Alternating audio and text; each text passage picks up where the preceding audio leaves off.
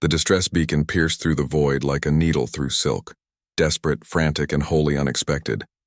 For 3 centuries, the signal had been dormant, buried in the ancient archives of the Galactic Council as nothing more than a historical curiosity. But when Elsa Vex, the Council's lead xenolinguist, decoded the message from the dying Zelthari colony ship, her blood ran cold.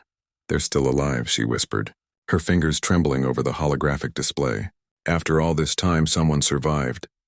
The Zelthari were a peaceful species, their civilization built on art and philosophy rather than warfare. When the Krill swarm had descended upon their home system like locusts made of titanium and rage, the Zelthari had no defense. Their colony ship, the Last Hope, had fled into the darkness with 5,000 souls aboard. That was 300 years ago. The galaxy had moved on. The Krill had been contained, barely, by the combined forces of a dozen species, but at terrible cost. Now the Last Hope was calling again. Elsa brought the message to the council chambers, a vast amphitheater where representatives from 47 civilizations gathered. The mood was somber when she played the recording. The Zelthari voice crackled through the speakers, weak but determined. "To anyone receiving this, we are pursued. The Krill have found us. We cannot fight, please, anyone." The council erupted into chaos. The Vrenix delegate, a crystalline being who communicated through light patterns, flashed angry reds. "We cannot spare resources for a rescue mission. The Last Hope is in the outer veil, beyond our jurisdiction, beyond our reach. They're sentient beings." Elsa slammed her hand on the console. "We can't just abandon them." "We have no fleet capable of reaching them in time," the Thulian ambassador rumbled, his 6 eyes blinking in sequence. "The Krill swarm moves fast. By the time any of our ships arrive, there will be nothing left to save." Elsa felt despair settling over her like a shroud. The outer veil was notorious, a region of space so treacherous that most civilizations avoided it entirely. Gravitational anomalies, radiation storms, and the occasional pocket of dark matter made navigation nearly impossible. Only one species had ever successfully traversed it with any regularity: humans. But humanity had withdrawn from galactic affairs decades ago after what the Council had done. Elsa remembered the incident well, though she'd been just a child. Earth had requested aid when a rogue asteroid threatened one of their colony worlds. The Council had deliberated, discussed, and ultimately decided that the resource expenditure wasn't justified. Humanity had saved the colony themselves, but the message was clear: they were alone. Since then, Earth's fleets had gone dark. The few human ambassadors who remained were tight-lipped about their military capabilities.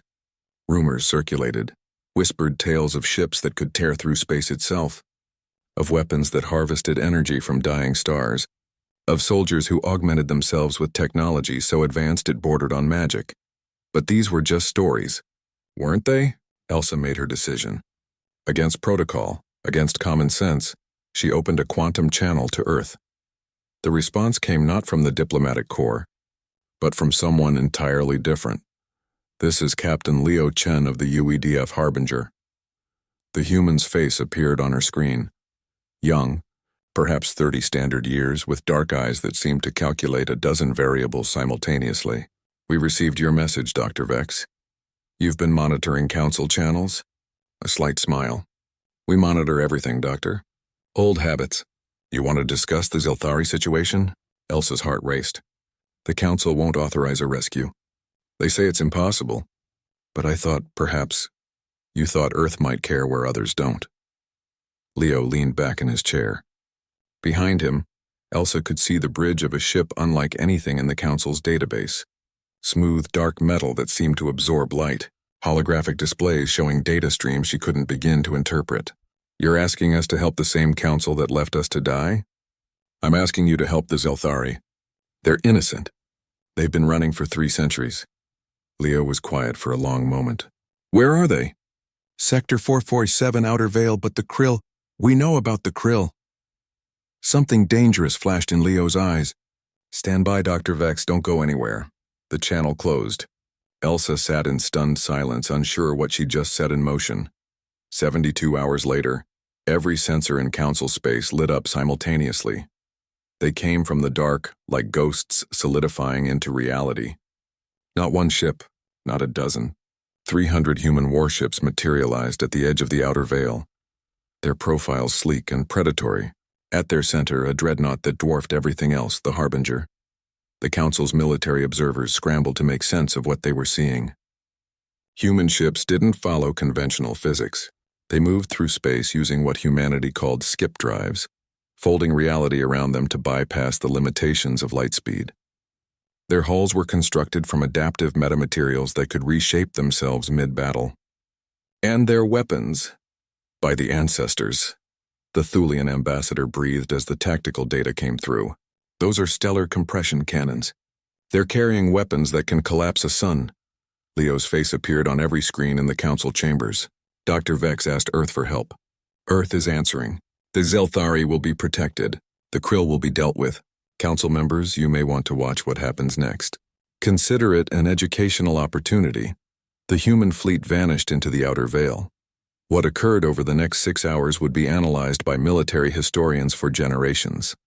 The Krill Swarm, a force of 10,000 ships that had terrorized the galaxy for centuries, encountered something they'd never faced before. Humanity unleashed. Human fighters moved through the swarm like surgical instruments, their AI-assisted targeting systems achieving 99% accuracy. Larger ships deployed weapons that turned space itself into a weapon. Gravitational lances that crushed Krill vessels into singularities, electromagnetic pulses that fried their organic circuits, and finally the stellar compression cannons.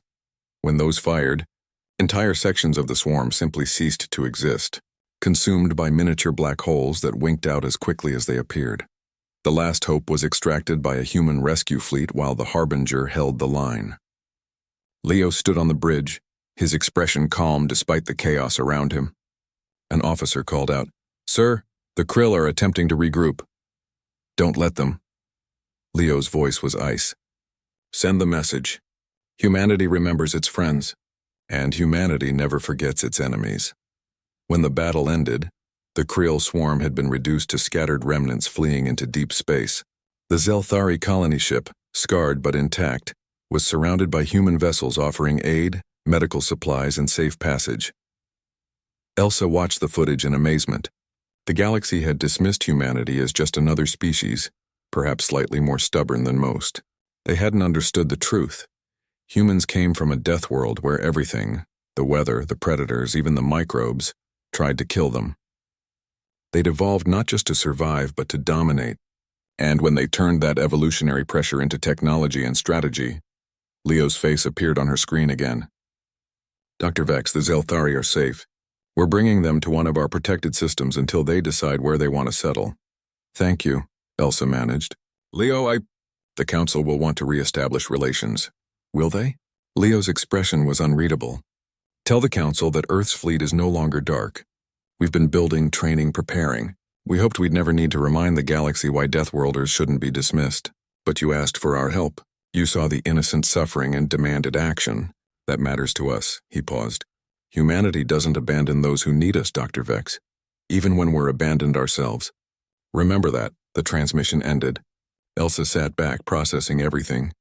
The Council had awakened something they didn't understand. A fleet forged in the dark, waiting for a reason to return.